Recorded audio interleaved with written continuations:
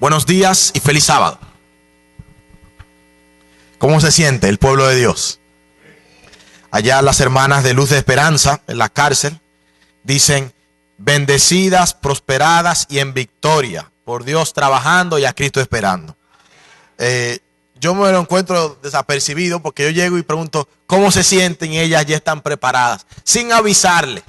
Y eso es muy bonito. Las que llegan y se van bautizando, se lo van aprendiendo y se ha mantenido. Este año ha ocurrido un fenómeno que solamente yo lo atribuyo a la providencia divina. Allá, todas las líderes que estaban cuando yo llegué, todas han salido. Aún estas que tenían penas de 10, 12 años, Dios las ha sacado. Y cada vez que una líder principal está por salir, uno le da ese doble sabor. Qué bueno que se va libre la hermana, pero ¿quién va a tomar el lugar? Lo interesante es de que esta iglesia la dirige el Señor. Y como que ellas lo saben, no hay que mencionárselo. El lunes sale una y el jueves tuve la siguiente, tomando la misma responsabilidad automáticamente. Y gracias a Dios que aunque este año hemos tenido varias líderes muy influyentes salir, tenemos las mismas líderes influyentes en el nombre de otra, en la actitud de otra, pero la iglesia sigue adelante por la gracia de Dios. Ojalá y todas puedan salir e involucrarse en la iglesia aquí. Gracias a Dios, varias están yendo a la iglesia de Ciudad Radial, porque viven por allá. Así que se le está dando un seguimiento por la gracia de Dios a esas hermanas. En esta mañana quiero primero llamar la atención a el boletín que recibieron. Es como una carta, un mensaje pastoral, que esperamos que cada familia de la iglesia tenga uno, y tiene que ver con la iglesia, que es propiedad de Cristo, al cuidado de todos. Es una invitación. Yo sé que muchos de los hermanos que están aquí tienen mucho cuidado de la iglesia, pero es un sistema formativo para los hermanos que van llegando y para los hermanos que vendrán, que haya este tipo de informaciones fluyendo con fresquedad, tal vez en la mente de cada uno. Espero que lo lean por familia. No hicimos para todo el mundo, porque a veces cuando algo es mucho la gente lo valora poco, pero queremos que los que lo tengan lo valoren. Ahorita va a estar siendo también compartido y mencionado en el momento de los anuncios posiblemente, y esperamos que pueda ser de bendición para el mejor funcionamiento de nuestra iglesia. En esta mañana tengo un mensaje que es para mí, como cada uno de los que predico. Hay mensajes que me pegan bien duro porque uno sigue siendo humano. Y por ejemplo, el mensaje del sábado sigue siendo para mí un llamado serio de atención. Viene la semana, llega el viernes, y les voy a decir que el viernes está uno todavía con el acelerador pisado a 1000 a ver si resuelve todo lo que no resolvió. Pero ese mensaje que he estado compartiendo durante la semana en todas mis iglesias me ha hecho estar más pendiente del día del Señor. Le doy gracias a Dios porque hoy es sábado. Y los pastores tenemos una gran labor los sábados, pero yo tranquilo trato de que Dios me permita disfrutarlo porque ese es el plan de Él para mí. Vamos a orar para entrar en el tema de esta mañana. Oremos. Padre amado, hemos venido a tu presencia confiando que en ti hay poder. Por lo tanto, Señor, invitamos al Espíritu Santo para que se sobreponga a nuestra incapacidad humana y que podamos ser alimentados por el poder del Espíritu. En el nombre de Jesús. Amén. El título del mensaje de esta mañana es Engañando a Dios. Engañar a Dios es algo imposible, pero parece que es una meta que se ha sido intentada por muchos hombres en la historia. No solamente por hombres seculares, sino también por personas en la Biblia. Y encontramos en la Biblia muchas personas que tal vez no aplican el concepto de la palabra integridad. La palabra integridad es una palabra interesante para mí, que es una meta para todo líder. Me emocionó y me enamoré de esta palabra cuando leí un libro que tenía que ver con el liderazgo cristiano, un llamado a la virtud. Se llama en inglés. Y este libro habla de cómo el líder cristiano, el pastor en mi caso, debe estar comprometido con una vida virtuosa, una vida de integridad, una vida que lo que tú haces en la luz es lo que también haces en la oscuridad. Y es a través de ese doble contraste en el que tu vida comienza a ser íntegra, a tener plenitud. Y esta plenitud es un llamado que no solamente los líderes de iglesia tenemos, todos los miembros de iglesia tenemos. Y por eso este mensaje es tan abarcante, porque toca muchas áreas de nuestra vida en las que nosotros debemos analizar si estamos en el peligro de engañar a Dios. En la Biblia hay personas como la mujer de Lot, que conocemos Génesis capítulo 19. Esta mujer estaba convencida de que era un ángel que les estaba hablando. También estaba enterada de que el Dios de Israel no aprobaba las cosas de Sodoma y Gomorra. Sin embargo, estaba totalmente convertida a las cosas del mundo. Y aunque ella entendía cuáles eran las cosas mejores que hacer, su corazón estaba atado a las cosas terrenales. Y es sumamente interesante cuando el libro Patriarcas y Profetas habla y describe lo que estaba sucediendo en el corazón de esta mujer. Y describe que mientras caminaban, ella estaba todavía fascinada con las cosas maravillosas que habían dejado atrás. Aunque ella consideraba que estaba haciendo lo correcto, seguir a su esposo y avanzar siguiendo lo que los ángeles habían dicho, su corazón estaba totalmente entregado a las cosas mundanales. Y hace algunos meses estuvimos conversando de cómo el libro de Romanos, capítulo 1, habla cuando el cuerpo, cuando la mente humana es entregada a las cosas malas de parte de Dios. Romanos 1, 24, 26, 28 muestra cómo el Señor permite por nuestra actitud y nuestra cabeza dura de que seamos entregados a nuestras pasiones. Y hay un orden, porque primero son nuestras pasiones y apetitos, luego son nuestros deseos y luego entran los pecados que florecen al ser entregados a nuestras acciones pecaminosas en el mundo. Otro ejemplo poderoso de alguien que quiso engañar a Dios es el ejemplo de Sansón. Sansón, un hombre sumamente fuerte, capacitado, un líder ágil, sagaz, astuto, pero que sus pasiones estaban sometidas a los deseos de la carne. Y aunque Dios lo llamó a ser un gran juez, aunque él pudo ser una influencia poderosa para que muchos creyeran que el Dios de Israel está cuidando a su pueblo, Sansón no se lo permitió. Porque él estaba buscando las cosas de aquí y estaba llenando sus pasiones sin permitir que Dios sea el que lo lidere por completo. Qué delicado es esto. Porque yo no creo ni que la mujer de Lot ni que Sansón quisieran el fin que les tocó. ¿Me doy a entender? Yo no creo que Sansón quería morir con los filisteos. Yo no creo que él esperaba ser torturado y que le sacaran los ojos para entender el error en el que él estaba viviendo. Yo tampoco creo que la mujer de Lot pensaba que mirar para atrás iba a hacerla convertir en una estatua de sal. Yo tampoco creo que Nabal, el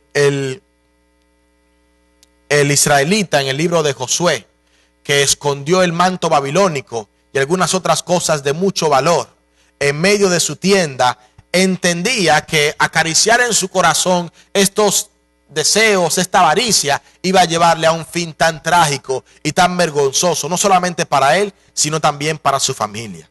Pero es que engañar a Dios es un riesgo en el que todos vivimos. Y hay un caso que estuvimos leyendo en el Deseado de todas las gentes durante esta semana, que ya tenía tiempo queriendo estudiarlo y presentarlo una vez más. Es el caso de Judas. Judas. No sé cuántos pudieron leer el capítulo 76 del Deseado de todas las gentes. Excelente capítulo. En el día de hoy estaré citando algunas porciones de este capítulo, o estaré tomándolo como base para hablar de este gran hombre, que a pesar de que era un gran hombre, quiso engañar a Jesús. Judas es presentado por Ellen G. White como uno de los más talentosos de los 12 discípulos. Tenía capacidad grande para administrar.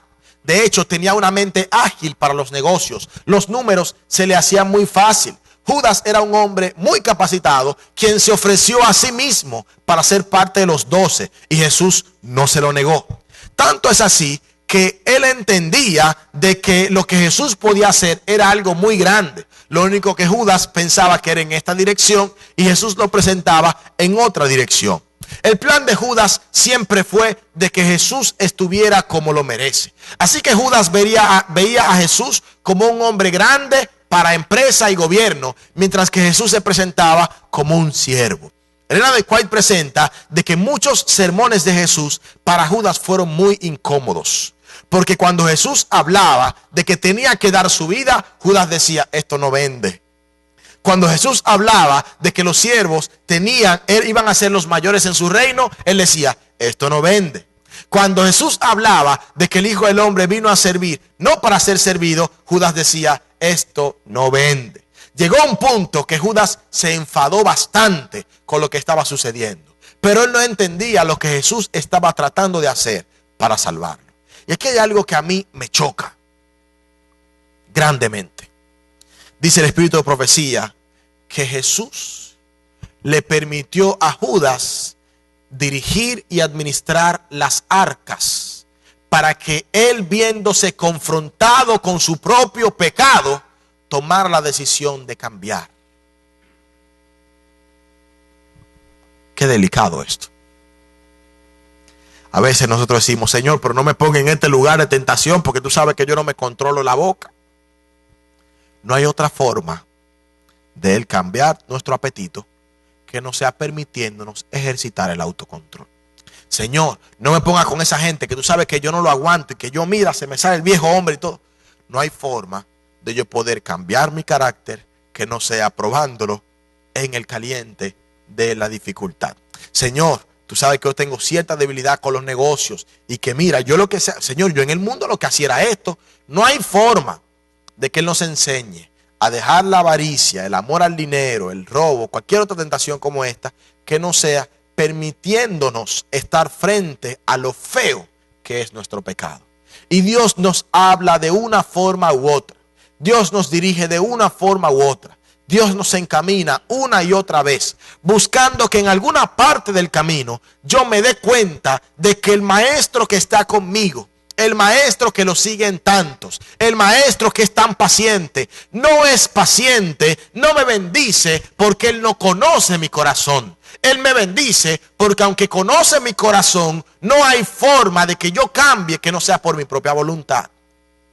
Y Judas, estando tan cerca de Jesús, tanto tiempo caminando con Jesús, tanto tiempo compartiendo con Jesús, tanto tiempo viviendo cerca de Jesús, no decidió aceptar el toque de la influencia del maestro. Dice el Camino a Cristo, Judas no llegó al punto, perdón, el Estado de todas las gentes, página 663. Pero Judas no llegó al punto de entregarse plenamente a Cristo. No renunció a su ambición mundanal o a su amor al dinero. Aunque aceptó el puesto de ministro de Cristo, no se dejó modelar por la acción divina. Creyó que podía conservar su propio juicio y sus opiniones y cultivó una disposición a criticar y acusar. Judas tenía otra agenda. Dice Elena de White que cuando Juan el Bautista estaba preso, Judas empezó a preparar y a calentar los ánimos de la gente. Fue en ese mismo tiempo en el que Jesús tuvo la alimentación de los 5,000. Y no sé si recuerdan que Jesús tuvo que apartarse, porque si no se apartaba y mandaba a los discípulos al frente, los discípulos incitados, tal vez por Judas, según Elena de White, estaban preparando levantar al pueblo y proclamar a Cristo como el rey, enfrentarse a los judíos, liberar a Juan el Bautista, que era la excusa de Judas, y lograr tener el centro de atención en el que Judas tendría una alta posición. La agenda de él nunca fue moldeada por la agenda de Cristo. Los planes de su grandeza y sus sueños nunca aceptaron lo que Cristo quería hacer por él.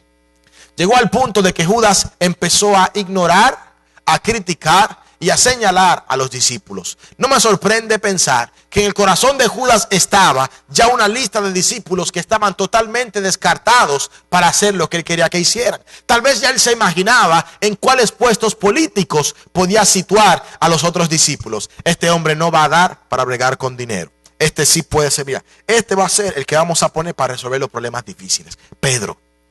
Cuando hay un problema, una revuelta, a él lo mandamos con unos soldaditos y Pedro se encarga de calmar la revuelta, que mata que tenga que matar, porque al final eso es lo que tiene que hacer un gobierno. Bueno, este Juan como que es una distracción. Hay que quitarlo del medio porque él anda mucho atrás de Jesús. Jesús después puede ser que quiera más a Juan que a mí. Desde que yo pueda, le volamos la cabeza a Juan. Este otro Tomás, este como de medio doble ánimo. Este no es confiable.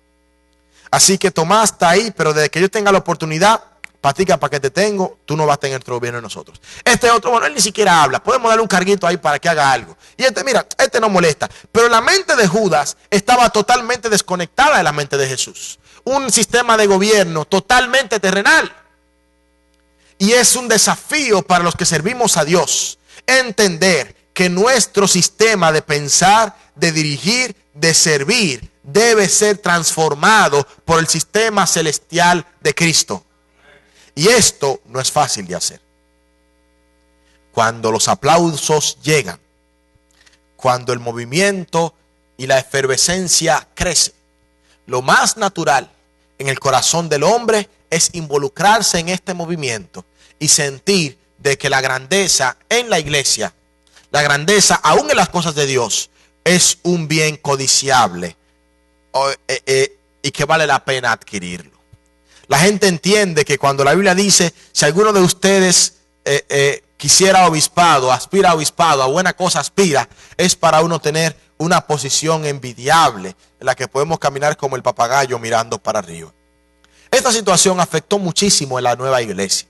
Y asimismo, como Judas sembró cierto espíritu incorrecto entre los apóstoles, en la nueva iglesia hubo una pareja que también se dejó llevar por un espíritu que no era el mejor. Hechos capítulo 5. Versículo 1 en adelante. Pero cierto hombre llamado Ananías, con Zafira, su mujer, vendió una heredad y sustrajo parte del precio, sabiéndolo también su mujer, y luego llevó solo el resto y lo puso a los pies de los apóstoles. Pedro le dijo, Ananías, ¿por qué llenó Satanás tu corazón para que mintieras al Espíritu Santo y sustrajeras el producto de la venta de la heredad? ¿Sabe usted qué es esto? El problema no era que Ananías vendiera la heredad. El problema no era que diera una parte, porque Dios espera el 10% y la ofrenda es voluntaria. ¿Cuál es el problema realmente? Capítulo 4 de Hechos, versículo 32 al 37. La multitud de los que habían creído era de un corazón y un alma. Ninguno decía ser suyo propio nada de lo que poseía, sino que vendían todas las cosas, todas las cosas en común. Y con gran poder los apóstoles daban testimonio de la resurrección del Señor Jesús, y abundante gracia era sobre todos ellos. Así que no había entre ellos ningún necesitado, porque todos los que poseían heredades o casas las vendían y traían el producto de lo vendido y lo ponían a los pies de los apóstoles, y se repartían cada uno según su necesidad.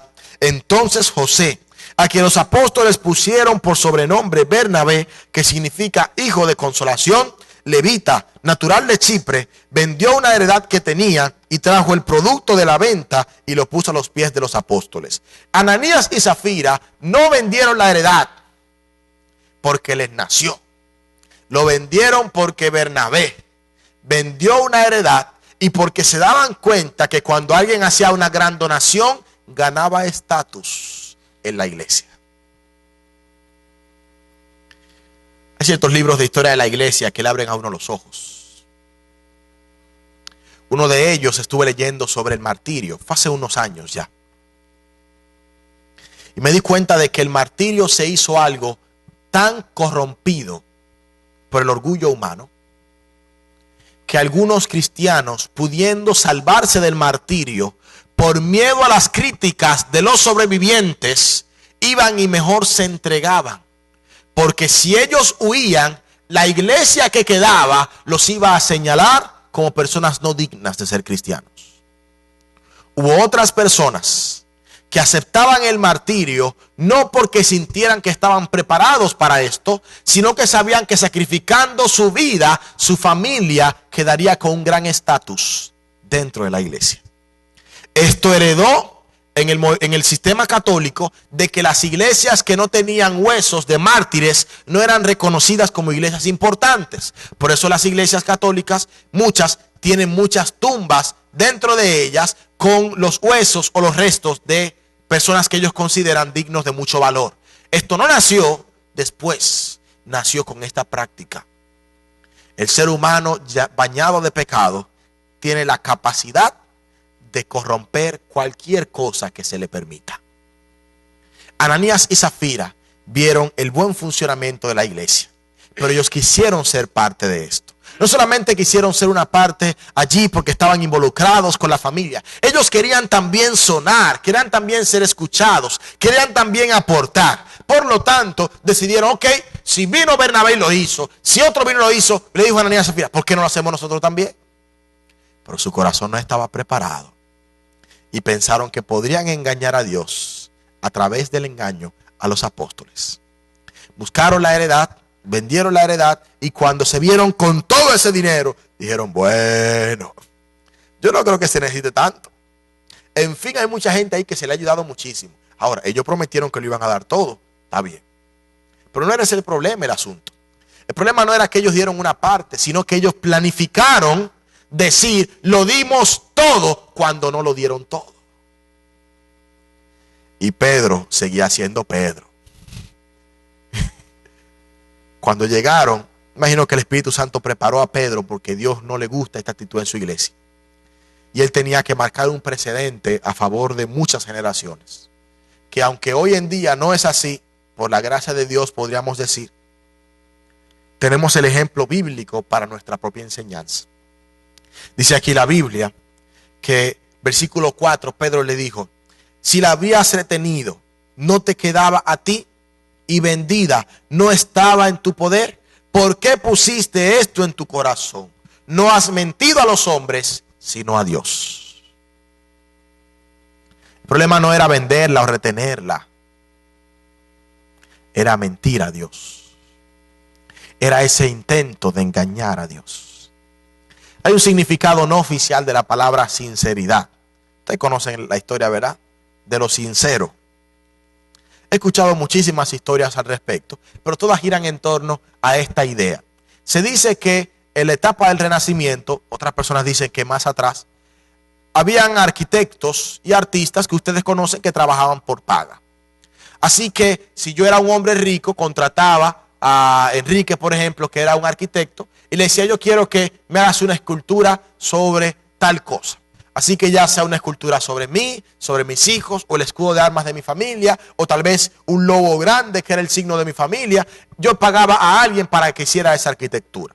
Era un gran detalle trabajar con fina madera, o tal vez con mármol, u otro tipo de piedra preciosa, granito, perdón, otro tipo de mineral, es la palabra correcta. Así que estas personas que trabajaban en este tipo de minerales, tenían la lucha de que cualquier golpe incorrecto podía cuartear y hacer imperfección en mi obra de arte. Una falla en su obra de arte iba a afectar grandemente el pago y también su reputación, ya que los artistas vivían de lo que los otros comentaban de ellos, haciendo que otros ricos le contrataran. Así que, ya que había frío en gran parte del norte de Europa, por la mayor parte del año, ellos buscaban cera, la derretían y la pegaban en las partes imperfectas. La moldeaban perfectamente de forma que la cera blanca hiciera contraste con el mármol blanco o con algunas pinturas que luego se hacían sobre la obra de arte, haciendo que la obra quedara perfectamente bien aunque tenía cera. ¿Qué ocurría con el tiempo? Venía el calor. Tal vez subía la chimenea más de la cuenta en el castillo, o tal vez venía un verano inesperado más caliente que lo común. Así que cuando la temporada cambiaba, esta estatua que tal vez estuvo por meses o años perfectamente hermosa, empezaba a mostrar las grietas poco a poco. Se hizo costumbre tanto en Europa que los que pedían un trabajo al artista le decían, por favor, sin cera. Así que te voy a pagar por el trabajo, pero sin cera. Y según la historia dice, la gente tomó el término para hablar de sinceridad. Y era alguien que no tenía ninguna falla porque no tenía cera. Esta es una historia no oficial. según estuve averiguando hace unos días, pero ilustra muy bien este concepto. Una persona sincera es una persona que no tiene grietas llenas por la falta de integridad. No estamos cargados por lo que tal vez otros podrían influir en nosotros y no intentamos ser lo que otros quisieran que seamos. Hay un extremo en esto y es personas que a falta de integridad se vuelven en críticos de otros y son perfeccionistas en lo que esperan de los demás sin entender de que con la vara que seas medido o serás medido. Hay gente que dice, óyeme, en la iglesia hay mucha gente así, así, así y así. ¿Sabe que yo les he dicho a veces a ellos, tú no eres así? La iglesia es un reflejo del mundo. Y tristemente en la iglesia también hay gente imperfecta. Pero esa gente imperfecta está buscando crecer. Nosotros no somos quien para hacerlos a ellos mantenerse pequeñitos. Hablando de las personas que quieren engañar a Dios, me doy cuenta que hay un patrón que se repite en la Biblia. Por lo tanto, enumeré 3 conceptos de este tipo de personas que podían tal vez reflejarse en nosotros o que tal vez podrían ser para nosotros una herramienta para ayudarnos y ayudar a otros a salir de esta lucha de querer engañar a Dios. Número 1. Las personas que tienden a engañar a Dios o a intentar engañar a Dios tienen un alto concepto de sí mismo. Ananías significaba, el nombre Ananías significaba Jehová es bueno. Y el nombre Zafira significaba hermosa. Así que es muy posible que Ananías sea un hombre muy bendecido porque Dios ha sido muy bueno con él. Y Zafira tal vez era una mujer hermosa. Y ellos consideraban de que ellos eran gente de sociedad, de altura y de excelente estética. Eran personas que tal vez daba gusto estar alrededor de ellos por su gran capacidad y su actitud. También yo imagino que hablar con Judas era una delicia. Un hombre con tantos planes. Un hombre tan buen estratega, un hombre tan informado de lo que pasaba en el periódico del Sanedrín y también entre los escribas. Judas era un excelente pensador, pero no estaba consagrado. El concepto de sí mismo era mayor que su concepto para con los demás. Y este rasgo, tristemente, afecta grandemente a la iglesia. El Señor Jesús dice, si alguno de vosotros quiere ser el mayor, debe aprender a ser vuestro servidor. Y no podemos ver al Señor tan alto como cuando bajamos la cabeza para que Él sobresalga por encima de nosotros. Otro rasgo de una persona que pretende o tiene la tendencia a pretender engañar a Dios es que siente que merece ser reconocido y valorado por otros. ¿Por qué digo esto? Porque cuando alguien tiene tan alto concepto de sí mismo que espera que otros lo reconozcan, está más preocupado por lo que los otros ven, dicen y aplauden que por lo que ellos mismos enfrentan. Es más importante quedar bien que hacerlo bien. Y yo siempre digo, la gente hoy en día está más preocupada por esconder sus malas acciones que por hacerlas bien. Y vemos la gran lucha de mantener protegida nuestra reputación y el gran descuido en realmente convertirnos en los que decimos, lo que decimos que debemos ser. Un tercer rasgo que no se muestra directamente en la Biblia, excepto en el caso de Judas, pero que yo imagino que está también en los demás, es la tendencia a criticar con facilidad. Una persona con los 2 primeros síntomas necesariamente tiende a tener el tercero. Alguien que se cree que es superior y que siente que los demás le deben cierta alabanza, cuidado y que su reputación es lo más importante, tiende a ser perfeccionista en mirar las faltas de los otros, la falta de reputación de los otros y los errores de los demás.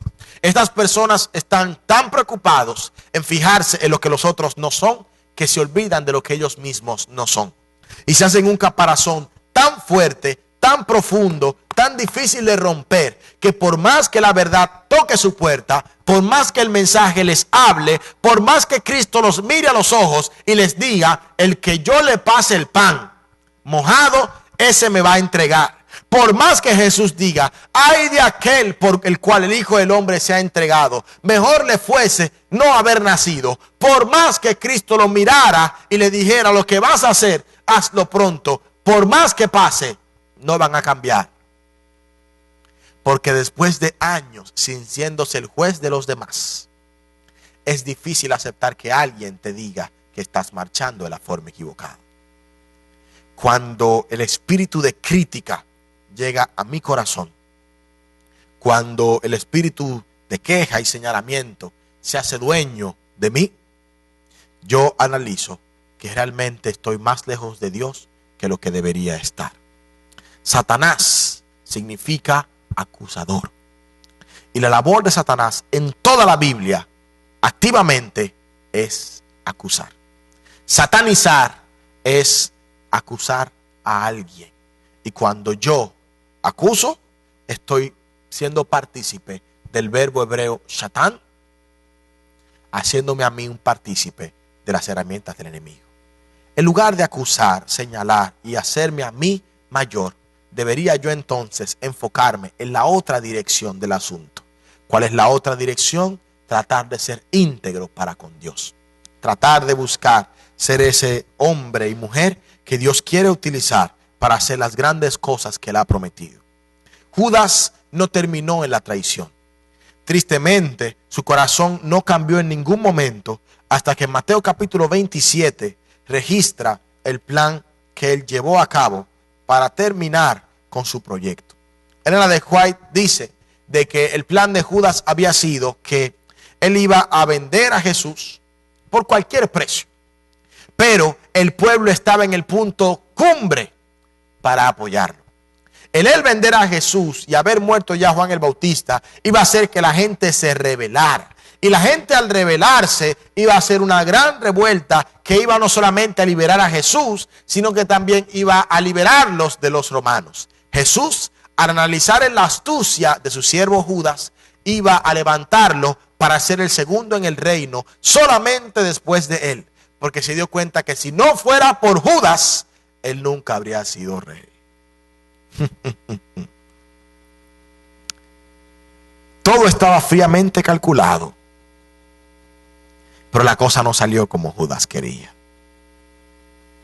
Jesús no necesita la ayuda de Judas para ser el rey.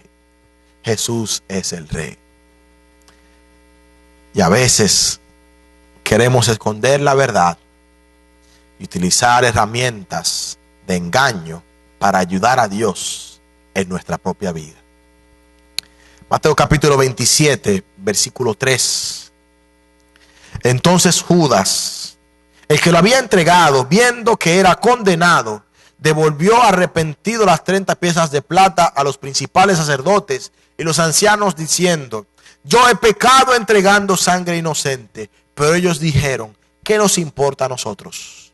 Allá tú. Satanás es el que te ayuda a planificar el mal.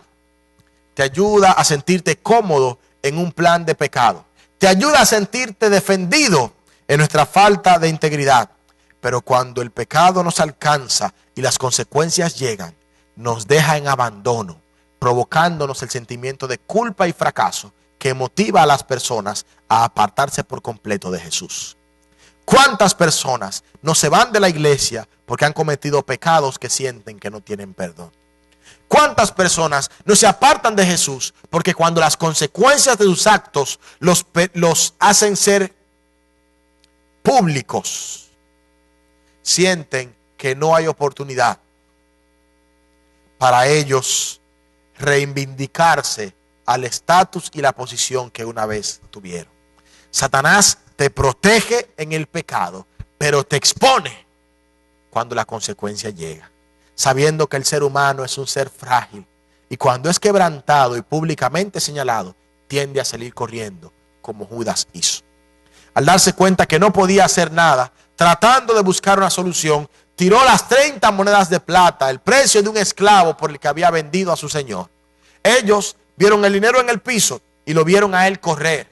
Este hombre alto, imponente, de mucho peso, que describe Ellen de White, salió en medio de la multitud diciendo que estaba totalmente perdido. La gente no entendía. Tal vez Judas, a diferencia de Pedro o de Juan, no reflejaba en su vida que era un nazareno y que había estado con Jesús. Lo que sí sabemos es que su conciencia fue tal que llegó a un punto de ir a un árbol.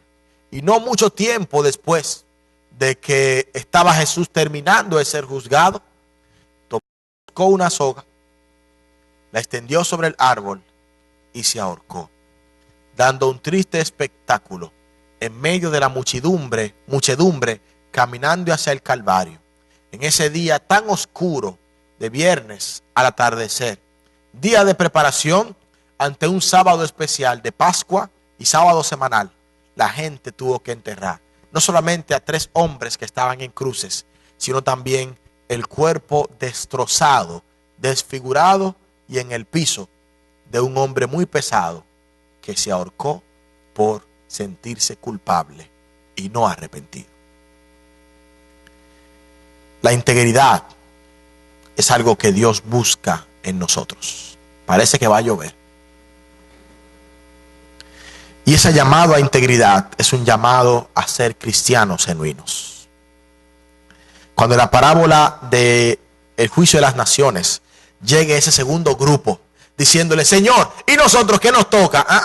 Apartados de mí, porque yo tuve hambre y no me diste de comer. Estuve enfermo y no me visitaste. Estuve en la cárcel y no me fuiste a ver. Estuve cansado y no me socorriste. Pero Señor, ¿cuándo te vimos en esa situación?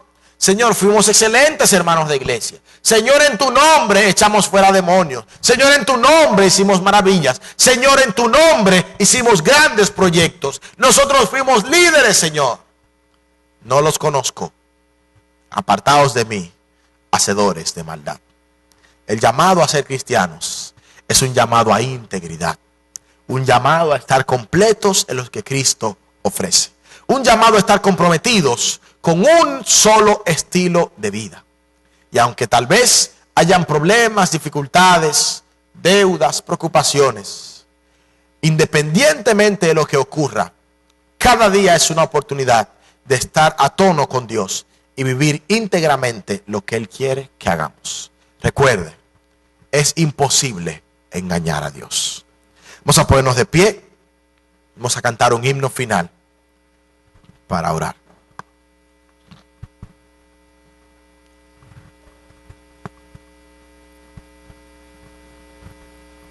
Vamos a cantar el himno 138 de Mi amante Salvador. Cantaré el inmenso amor.